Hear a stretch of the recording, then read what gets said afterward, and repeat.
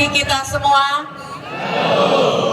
Ya, puji syukur kita panjatkan kepada Tuhan karena begitu besar kasih karunia Tuhan untuk kita pada pagi hari ini. Kita dapat melakukan ibadah di halaman kita ini dengan tidak kekurangan suatu apapun juga.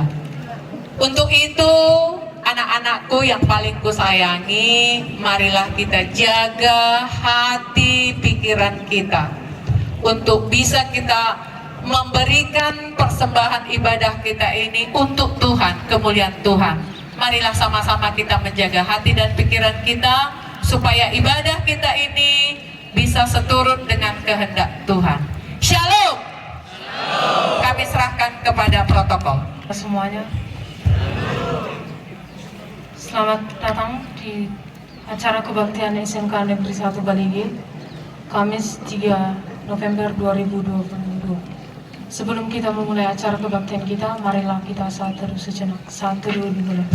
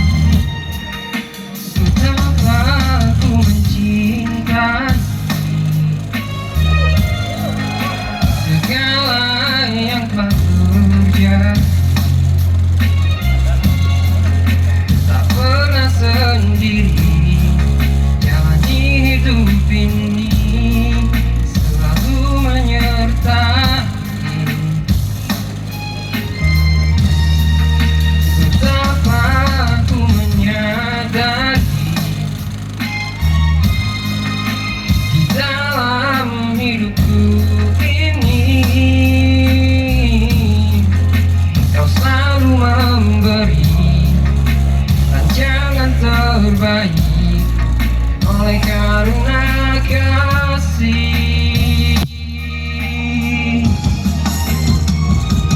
Bapa, sentuh hatiku, ubah hidupku menjadi yang baru, bagai emas yang murni. Kau membentuk bujana hatiku.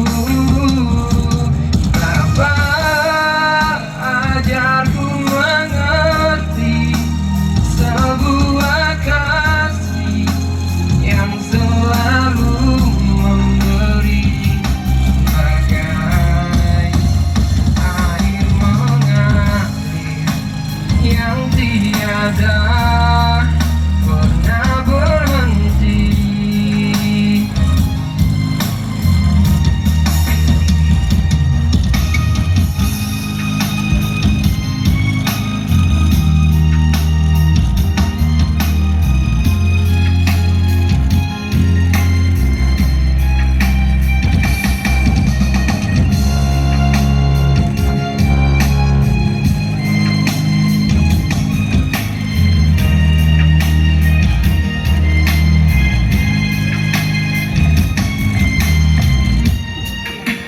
Betapa aku menyadari di dalam hidupku ini kau selalu memberi rancangan terbaik oleh karena kasih.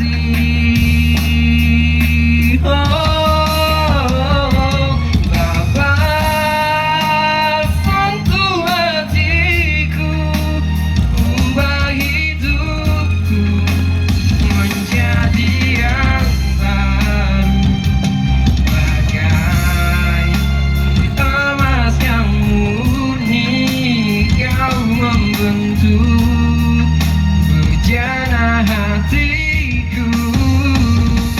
Bapa, ajarku mengerti sebuah kasih yang selalu memberi, bagai air mengalir yang tiada pernah berhenti.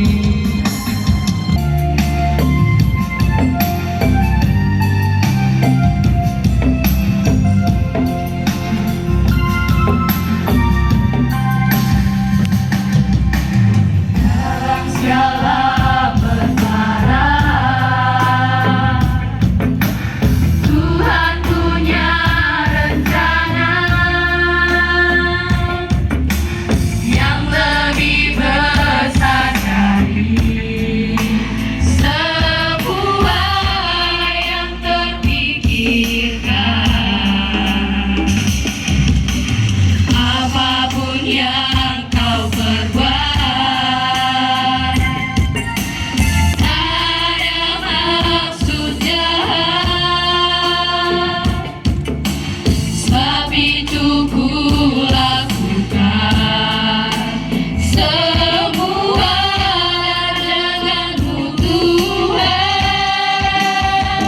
Ku taatkan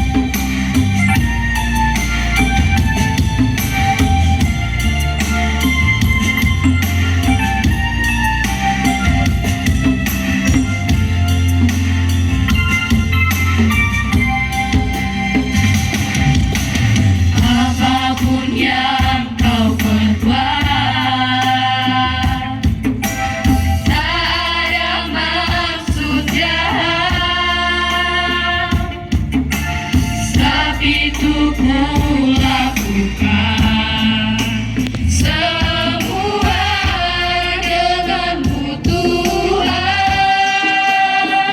Ku tak akan menyerah pada apapun juga, sebelum ku coba semua yang ku bisa, tetapi ku berserah kepada kehendak-Mu. Hatiku percaya Tuhan punya rencana. Mari kita berdoa.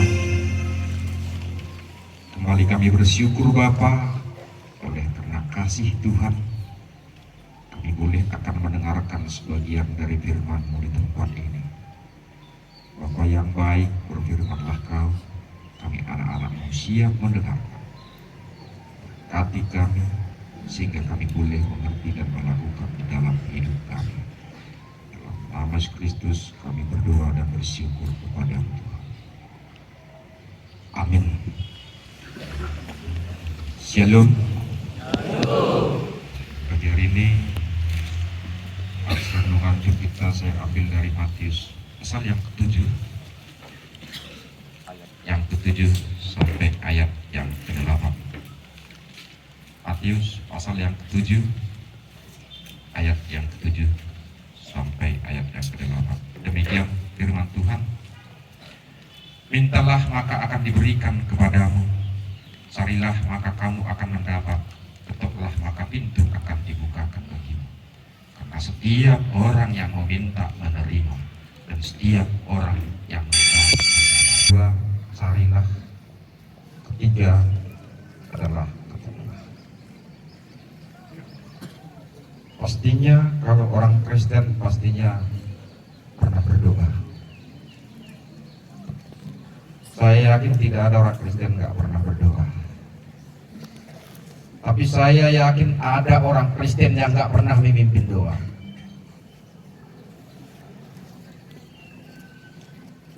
Di Nats ini ada satu tawaran yang diberikan kepada umatnya.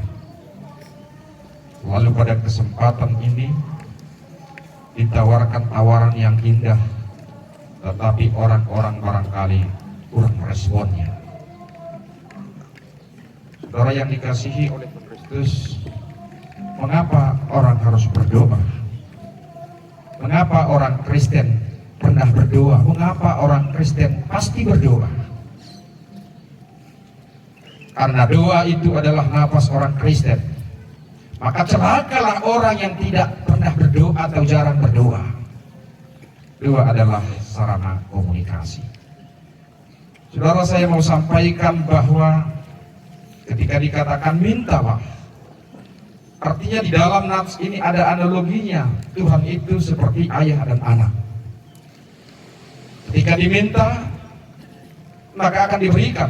Pastinya kalau Anda sekalian juga meminta ke orang tua, pasti diberikan.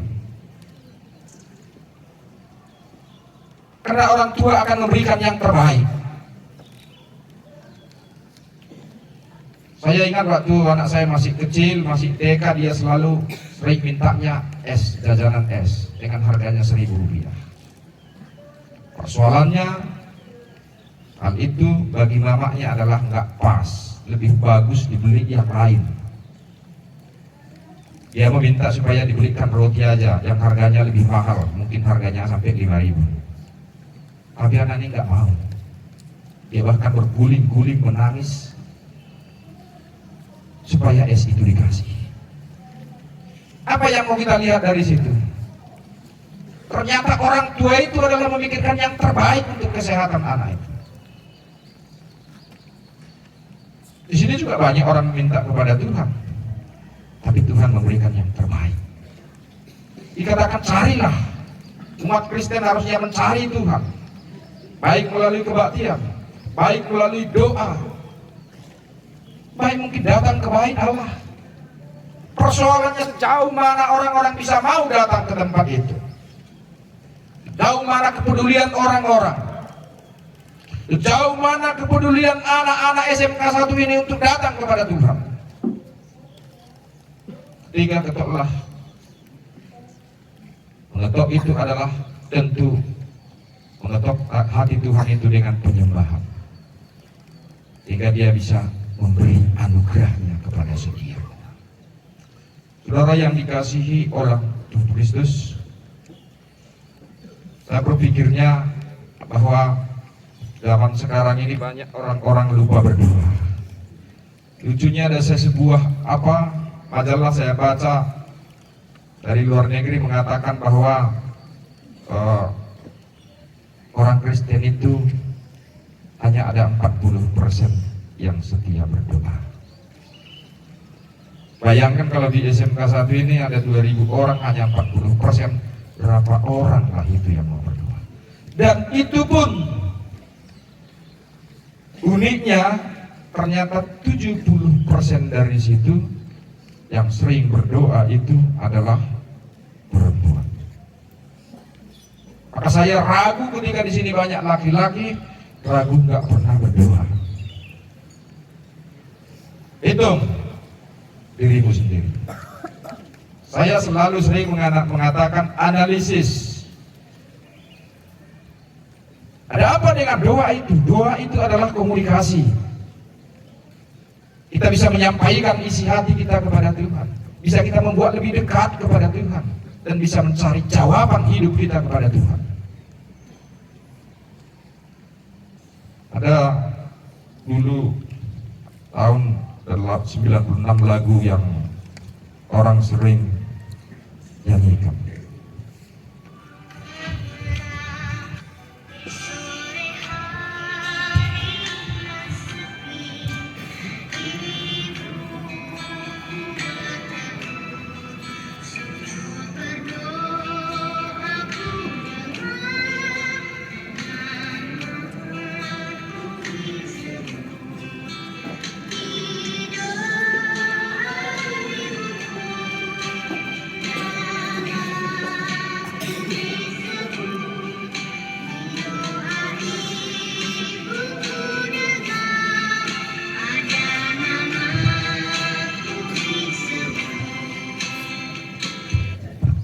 Ada apa dengan lagu itu? Saya ada persoalan dengan lagu itu. Ketika anak saya kecil masih TK, lalu dia selalu bernyanyi itu. Dia katakan, di doa ibuku namaku disebut. Saya bilang, ganti. Lagu itu diganti. Di doa bapakku namaku disebut. Dia nggak mau ganti itu. Lalu saya kecewa, siapa yang mengarang lagu itu? Saya tahu kok kawan-kawan saya sih tua lebih banyak laki-laki. Di gereja pendeta lebih banyak laki-laki. Tapi kok lagunya kok gitu? Itu siapa yang karang itu? Saudara yang dikasihi oleh Tuhan Kristus, saya boleh puas ketika ada penelitian itu mengatakan hanya 30% orang Kristen laki-laki yang setia berdoa. Saya nggak tahu ini hanya 30% yang setia berdoa. Saudara yang dikasihi oleh Tuhan Kristus, ternyata sampai sekarang lagu itu belum jelas juga bagi saya siapa yang mengarang itu. Saya hanya cari, ternyata lagu itu berasal dari kisah seorang Peter Bilhart. Ini adalah salah satu warga Amerika pada saat dia masih berumur 3 tahun, maka bapaknya meninggal. Lalu saat dia berumur 8 tahun, baru SD, mungkin kelas 3 SD, lalu dia harus meninggalkan sekolah karena membantu ibunya. Lalu umur 15 tahun, Peter sudah menjadi tulang punggung di tengah-tengah keluarganya, dan dia menarik gerobak untuk membutuhkan keluarganya. Ada yang menarik dari situ? Ada. Ternyata ketika dia bekerja, lalu pulang setiap malam, pulang jam 8 malam, jam 9 malam, dia sering mendengar ibunya berdoa. Ketika dia pulang, ibunya sedang berdoa. Lalu ibunya berdoa, sering menyebut namanya. Ibunya mengatakan, berkatilah Peter ini sehingga dia sehat. Berkatilah Peter ini, selalu Peter ini, Peter ini, Peter ini. Ternyata Peter itu sudah menjadi pengusaha teksi setelah dia menjadi orang dewasa. Lalu pada suatu saat dia berenung, ternyata dia mengenang selalu doa ibunya yang selalu menyebut namanya. Itulah asal muasal lagu itu. Walaupun beberapa ratus tahun kemudian, maka muncullah lagu itu dari cerita ini. Makanya muncul lagu itu, di doa ibuku namaku disebut. Saya paham orang-orang sekarang adalah didoakan orang tuanya. Mungkin pernah namamu didengar, kau dengar disebut. Tapi persoalannya, sejauh mana kamu bisa merespon itu. Kenapa? Lalu yang kedua, bagaimana orang Kristen saat ini berkomunikasi dengan Tuhan? Bagaimana anak-anak SMK 1 ini berkomunikasi dengan Tuhan? Doa itu adalah komunikasi. Zaman ini adalah zaman komunikasi. Komunikasi itu adalah sangat penting. Komunikasi itu adalah sangat menentukan. Oleh karena itu, anak-anak juga sudah dipelajari mulai SD juga sudah mulai belajar TIK. Karena butuh teknologi informasi dan komunikasi. Maka banyak orang-orang dibantu oleh handphone.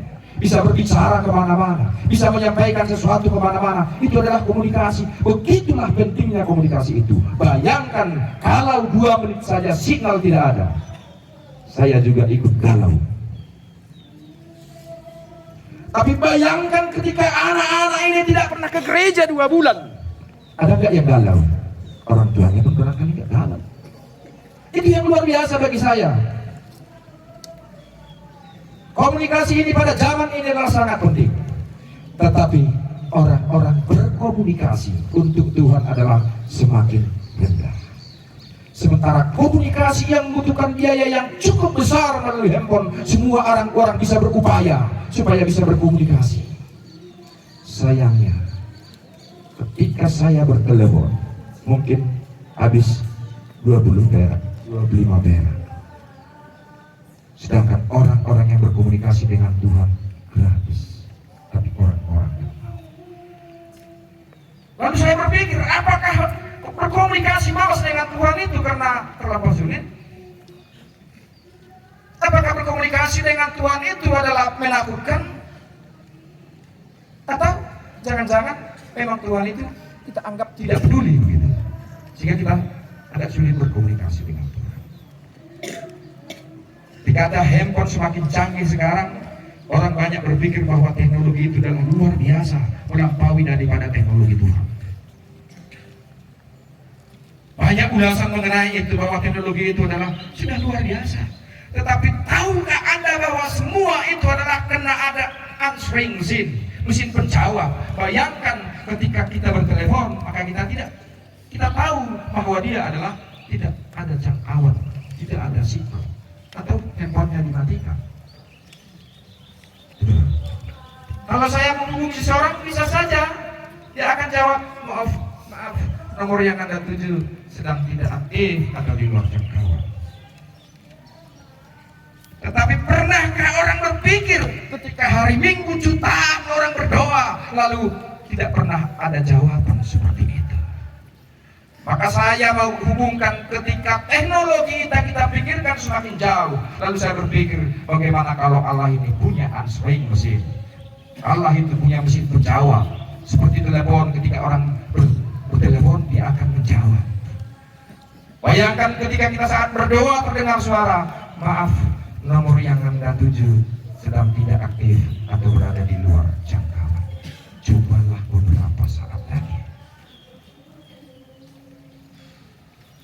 Atau terdengar respon, terima kasih Anda telah menghubungi rumah Bapa di sorga. Tekan 1 untuk meminta, tekan 2 untuk mengucap syukur, tekan 3 untuk mengeluh, tekan 4 untuk permintaan lainnya. Itulah kalau teknologi manusia. Orang you bebas aja kok minta. Pagi ini permintaannya lain, sore permintaannya lain. saya mau hubungkan dengan teknologi? Atau bagaimana jika dihubungi ada jawaban, maaf, saat ini semua malaikat sedang membantu pelanggan yang lain. Tetaplah menunggu. Panggilan Anda akan dijawab berdasarkan urutan. Jutaan orang hari Minggu di gereja doa syafaat, tapi bisa merekam, bisa mendengarkan semua. Maka apakah harus Anda menunggu? Berapa lama kita menunggu? Kalau saya sudah lapar jam 2, lalu saya berdoa, Bapa yang di sorga, ada jawaban dari sana, maaf sedang sibuk. Saya makan atau enggak? Itu persoalannya. Kenapa saya mau buka dengan ini? Teknologi ini orang selalu menggila-gila dengan teknologi. Manusia sekarang tergila-gila dengan teknologi yang begitu berkembang saat ini, terutama mengenai komunikasi.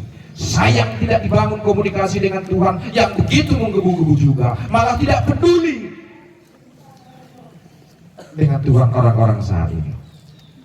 Saudara yang dikasihi oleh Kristus, saya terbayang pada saat berdoa mendapat respon. Jika Anda mau berbicara dengan malaikat, tekan 1 malaikat Gabriel, itu kan boleh handphone.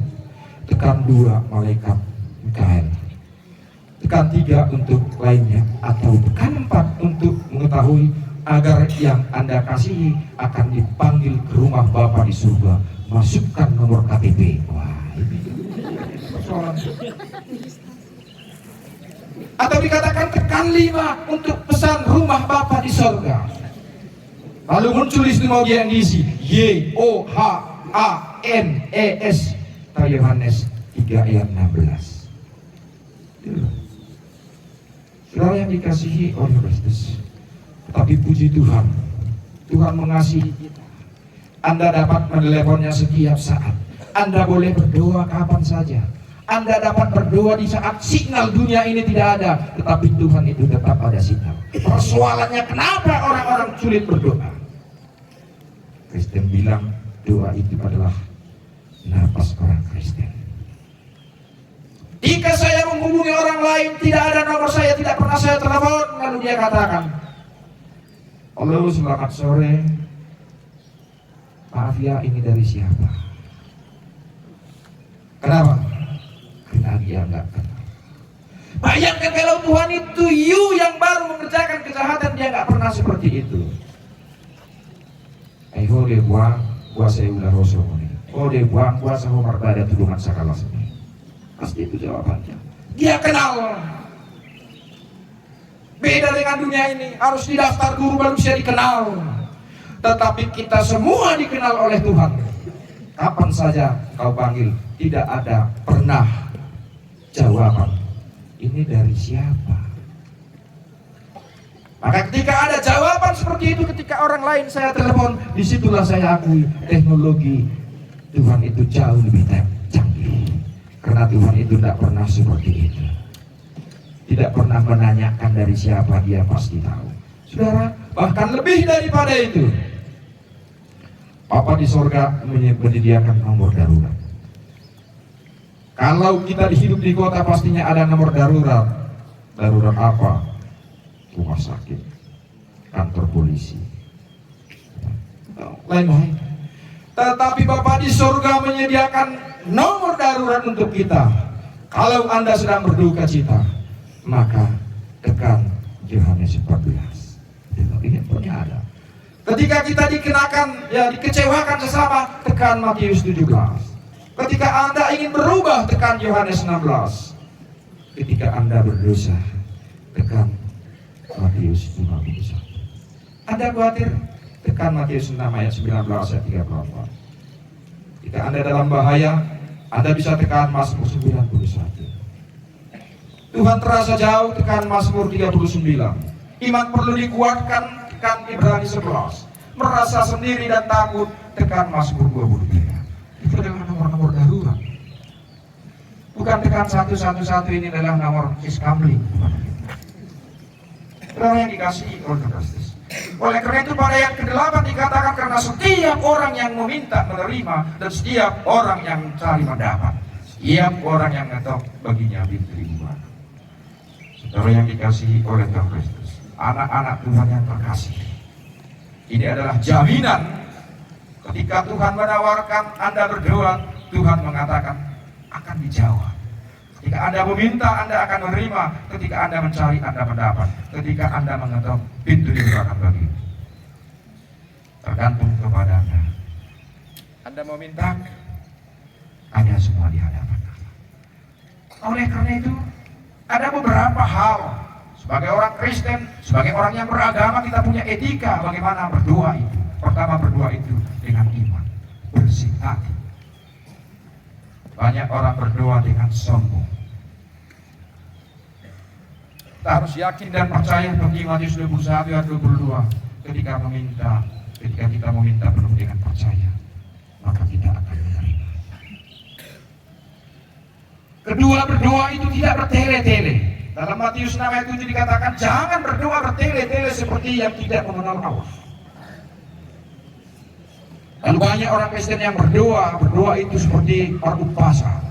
Berdoa itu adalah seperti membuat puisi. Sehingga banyak orang lain juga takut berdoa karena katanya nggak bisa ngomong. Kenapa? Saya mulai yakin ketika lagu itu ada, saya mulai yakin dan dikuatkan ketika pergi ke tempat-tempat partainya. Lalu ketika tuan rumah bikin doa, 80% yang membuat adalah ibunya. Itu pasti. Bahkan ada orang, mudah-mudahan gak ada dulu, kalau pertanyaan di rumahnya, dia pergi gitu supaya tidak bikin doa. Saya kenal, itu orangnya guru. Luar biasa. Ini besok, ini begitu semua ini. Ini laki-laki semua ini gitu. Hitung dirimu, sudah berapa kali mimpin doa? Di depan kelas saja nggak berani. Kenapa? Karena banyak orang menganggap berdoa itu adalah harus dengan bahasa-bahasa upasa, untayan kata yang indah. Sebetulnya tidak begitu.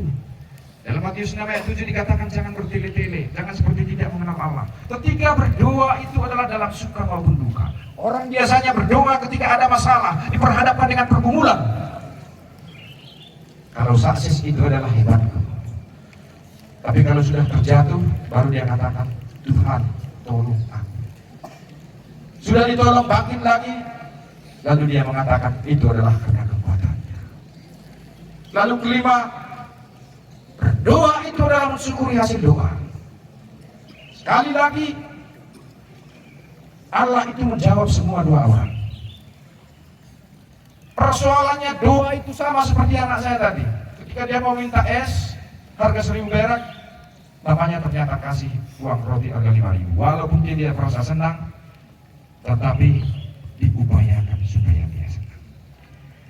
Kamu banyak meminta banyak hal. Banyak orang sekecil ini meminta, berangan-angan sekarang memiliki pesawat. Untung gak dikasih. Kalau dikasih pesawat, kau besok udah mati kau semua. Karena Tuhan memberikan bukan apa yang kita inginkan, tetapi Tuhan memberikan apa yang kita butuhkan. Garis bawahi sekali lagi, Tuhan memberikan, menjawab doa kita apa yang kita butuhkan, bukan apa yang kita inginkan. Keinginan kita beda dengan kebutuhan. Keinginanmu sekarang macam-macam, tapi belum tentu kau butuh. Oleh karena itu pastikan bahwa kita bisa bersyukur dengan apa yang diberikan oleh Tuhan kepada kita. Lalu apa refleksinya di dalam hidup kita? Renungan pagi ini yang mengajak kita supaya kita selalu berkomunikasi dengan Tuhan melalui doa-doa kita. Katakan, mintalah, carilah, ketoklah, Tuhan akan menjawab dan memberikan yang terbaik untuk kita. Tuhan mampu memberikan apa yang kita butuhkan dalam hidup kita. Amin, kita berdoa. Terima kasih Bapa di surga atas firman Tuhan pada pagi hari ini. Ketika kami menghadapi banyak pergumulan dan tantangan hidup melanjutkan hari-hari kami, Biarlah kami mau menyampaikan pergumulan kami kepada Tuhan, sehingga tolong kami semua anak-anak-Mu, sehingga sungguh-sungguh bisa mau memuji dan memuliakan Tuhan. Kami boleh menyampaikan segala sesuatu yang ada di hati kami kepada Tuhan. Ajari kami untuk melakukan yang terbaik di dalam hidup kami, khususnya sekolah kami di SMK Negeri 1 Baligin. Tuhan pimpin semua, baik kepala sekolah, bapak, ibu guru, pegawai dan anak didik kami, sehingga sekolah ini boleh melakukan yang terbaik menuju masa depan yang baik pula. Terima kasih Bapa di surga, berkati firman-Mu, sehingga sungguh-sungguh boleh kami lakukan di dalam hidup kami. Dalam nama Yesus Kristus kami berdoa dan bersyukur kepada-Mu Tuhan. Amin. Seperti wanita mengurapi, menangis di bawah kaki-Mu. Demikian hidupku mau mengasihi-Mu, Yesus, Engkau baik bagiku. Sampai akhirku menutup mata, ku tetap setia menanti janji-Mu. Sampai ku dapatkan mahkota kehidupanku, ku tetap setia untuk melayani-Mu.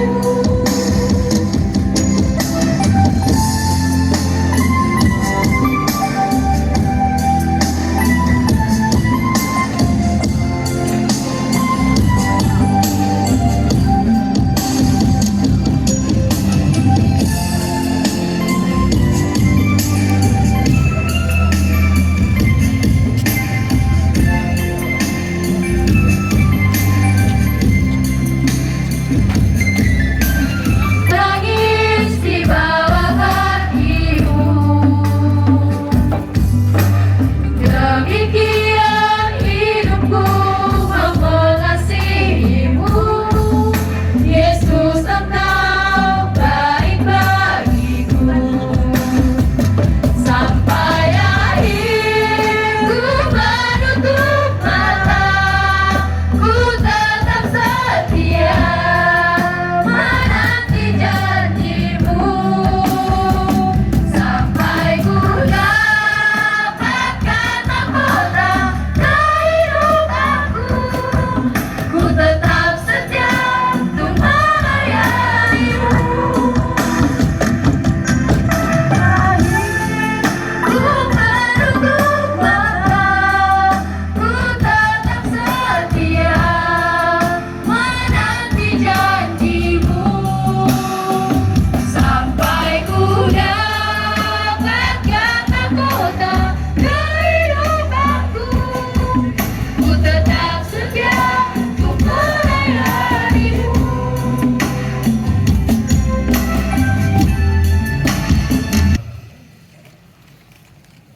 Kita berdoa sama-sama, doa yang diajarkan Tuhan Yesus kepada kita. Bapa kami yang di sorga, Bapa kami yang di sorga, dikuduskanlah nama-Mu, datanglah kerajaan-Mu, jadilah kehendak-Mu di bumi seperti di sorga. Berikanlah kami pada hari ini makanan kami yang secukupnya, dan ampunilah kami akan kesalahan kami, seperti kami juga mengampuni orang yang bersalah kepada kami.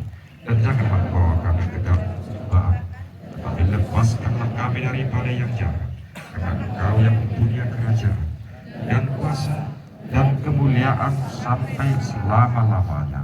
Amin. Kita terima berkat Tuhan, anugerah Tuhan kita Yesus Kristus, dan pengasih Allah Bapa dan persekutuan di dalam Roh Kudus kiranya menyertai kita mulai hari ini, besok, lusa, hingga selama-lamanya. Amin. Bapa, terima kasih. Terima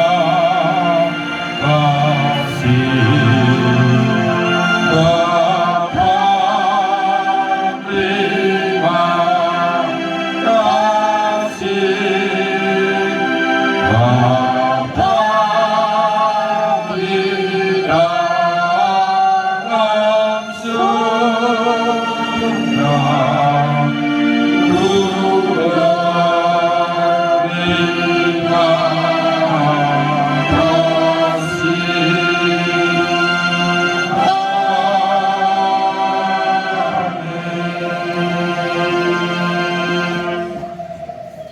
Shalom.